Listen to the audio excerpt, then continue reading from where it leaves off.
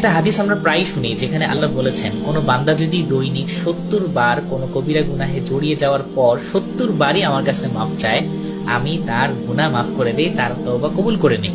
হাদিসটা এখানেই শেষ হয়ে যায়নি, বরং আল্লাহ তাআলা বলেছেন 70তম বারও আমি তাকে এমন ভাবে মাফ করি যেমনি ভাবে তাকে আমি প্রথমবার মাফ করেছিলাম।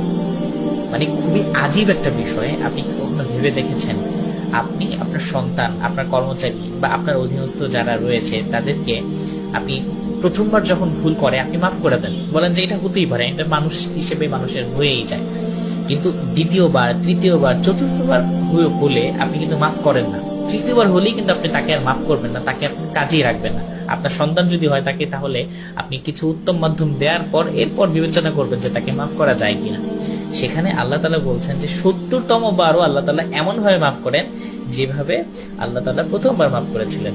অর্থাৎ আপনি আপনার কাছে আপনার সন্তান কিংবা আপনার কর্মচারী যখন তৃতীয়বার মাফ চাইতে আসে তখন কিন্তু আপনি খোঁটা দেন, তখন কিন্তু আপনি বলেন এর আগেও তো করেছিল তুমি এরকম।